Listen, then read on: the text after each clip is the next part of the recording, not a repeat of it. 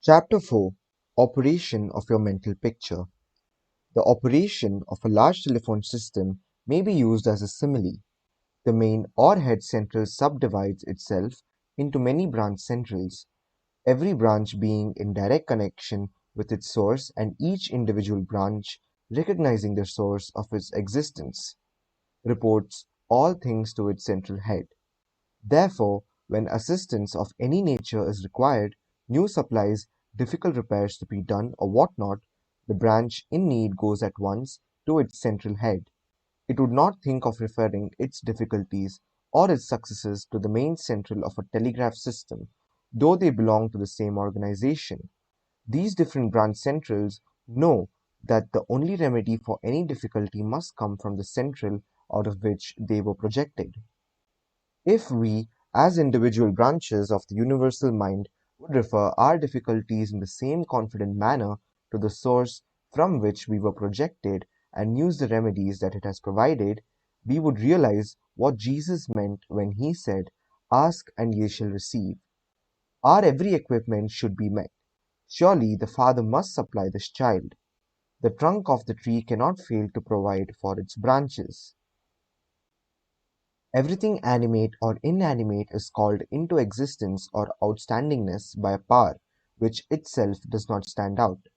The power that creates the mental picture, the originating spirit substance of your pictured desire, does not stand out. It projects the substance of itself, that is a solidified counterpart of itself, while it remains invisible to the physical eye. Only those will ever appreciate the value of visualizing who are able to realize Paul's meaning when he said, "The worlds were formed by the word of God. Things which are seen are not made of things which do appear." There is nothing unusual or mysterious in the tide of your pictured desire coming into material evidence. It is the working of a universal natural law. The world was projected by the self-contemplation of the universal mind, and the same action is taking place in its individualized branch, which is the mind of man.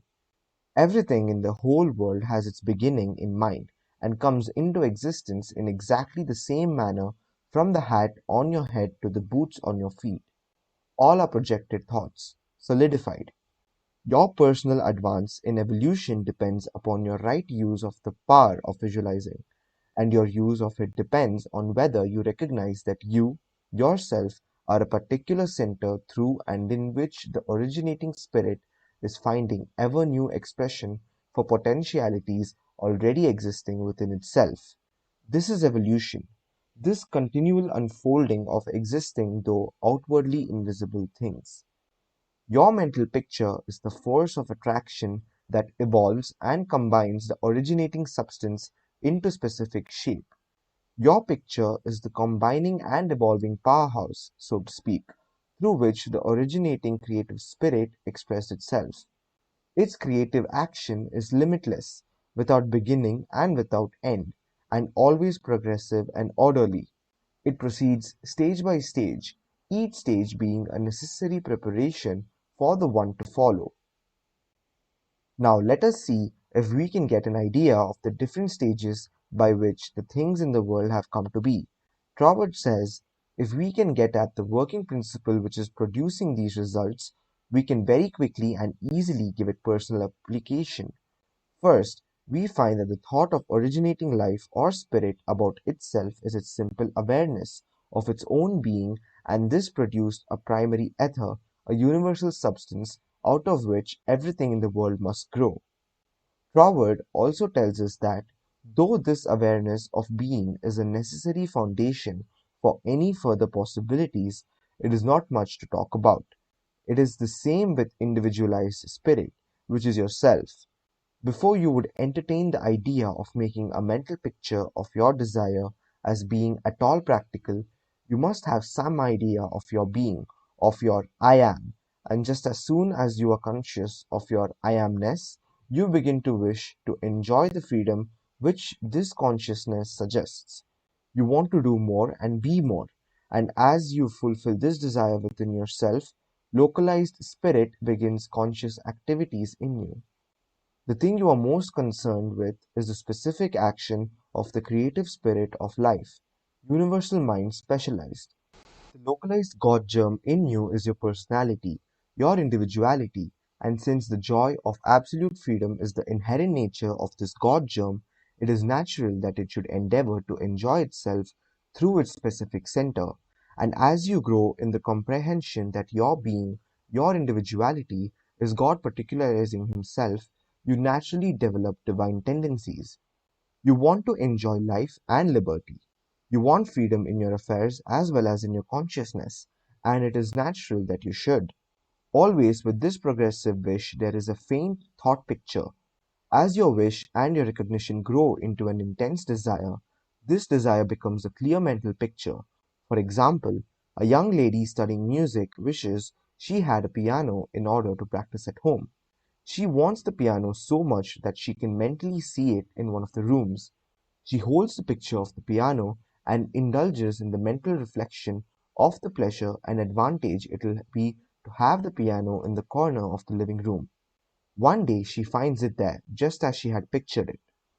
As you grow in understanding as to who you are, where you came from, and what the purpose of your being is, how you are to fulfill the purpose for which you are intended, you will more and more afford a center through which the creative spirit of life can enjoy itself. And you will realize that there can be but one creative process filling all space, which is the same in its potentiality, whether universal or individual. Furthermore, all that there is, whether on the plane of the visible or invisible, had its origin in the localized action of thought or a mental picture, and this includes yourself, because you are universal spirit localized, and the same creative action is taking place through you.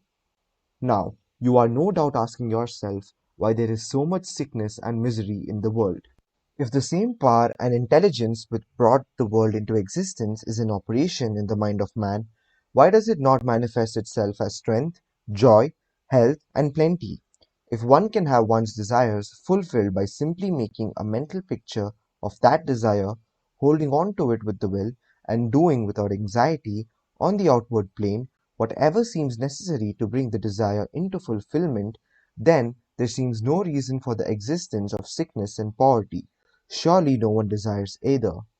The first reason is that few persons will take the trouble to inquire into the working principle of the laws of life.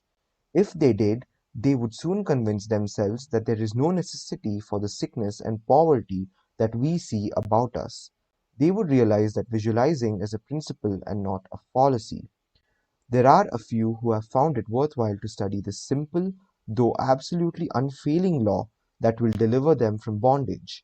However, the race as a whole is not willing to give the time required for this study. It is either too simple or too difficult. They may make a picture of their desire with some little understanding of visualizing for a day or two, but more frequently it is for an hour or so. But if you will insist upon mentally seeing yourself surrounded by things and conditions as you wish them to be, you will understand that the creative energy sends its plastic substance in the direction indicated by the tendency of your thoughts. Herein lies the advantage of holding your thought in the form of a mental picture. The more enthusiasm and faith you are able to put into your picture, the more quickly it will become visible form, and your enthusiasm is increased by keeping your desire secret. The moment you speak it to any living soul, that moment your power is weakened. Your power, your magnet of attraction is not so strong, and consequently cannot reach so far. The more perfectly a secret between your mind and outer self is guarded, the more vitality you give your power of attraction. One tells one's troubles to weaken them, to get them off one's mind, and when a thought is given out, its power is dissipated. Talk it over with yourself, and even write it down and at once destroy the paper. However, this does not mean that you should strenuously endeavor to compel the power to work out your picture on the special lines that you think it should. That method would soon exhaust you and hinder the fulfillment of your purpose. A wealthy relative need not necessarily die or someone lose a fortune on the street to materialize the $10,000 that you are mentally picturing. One of the doormen in the building in which I live heard much of the mental picturing of desires from visitors passing out of my rooms. The average desire was for $500. He considered that $500 was more in his line and began to visualize it, without the slightest idea of where or how he was to get it. My parrot flew out of the window, and I telephoned to the man in the courtyard to get it for me. One caught it and it bit him on the finger. The doorman, who had gloves on and did not fear a similar hurt, took hold of it and brought it up to me. I gave him 5 $1 bills for the service. This sudden reward surprised him. He enthusiastically told me that he had been visualizing for just $5, merely from hearing that others visualized. He was delighted at the unexpected realization of his mental picture.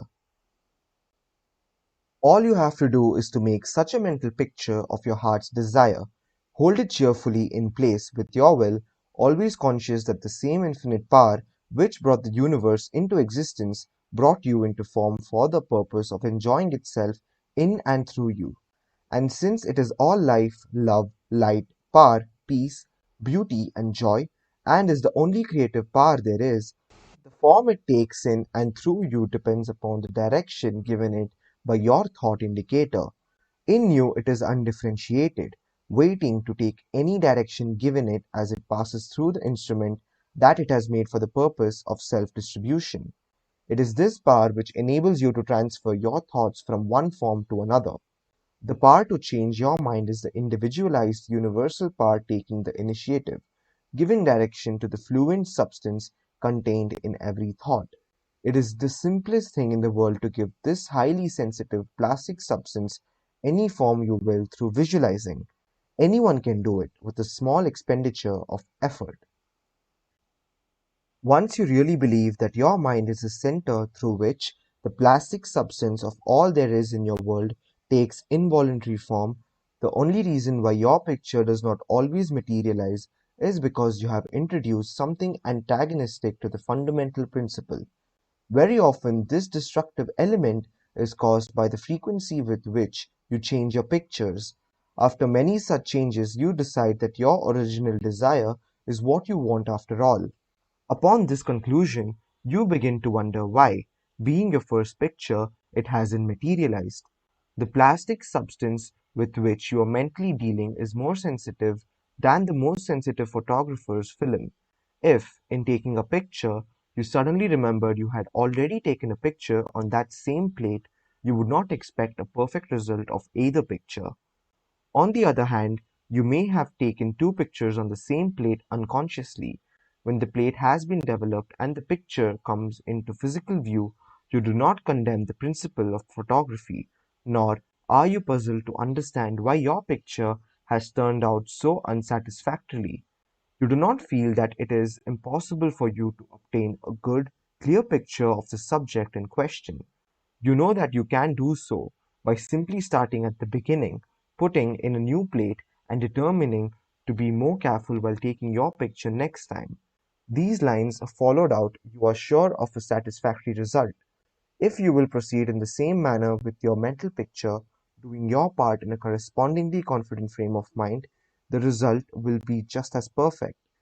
The laws of visualizing are as infallible as the laws governing photography. In fact, photography is the outcome of visualizing. Again, your results in visualizing and your desires may be imperfect or delayed through the misuse of this power, owing to the thought that the fulfillment of your desire is contingent upon certain persons or conditions. The originating principle is not in any way dependent upon any person, place, or thing. It has no past and knows no future. The law is that the originating creative principle of life is the universal here and everlasting now. It creates its own vehicles through which to operate. Therefore, past experience has no bearing upon your present picture. So do not try to obtain your desire through a channel that may not be natural for it, even though it may seem reasonable to you. Your feeling should be that the thing or the consciousness which you so much desire is normal and natural, a part of yourself, a form for your evolution. If you can do this, there is no power to prevent your enjoying the fulfillment of the picture you have in hand or any other.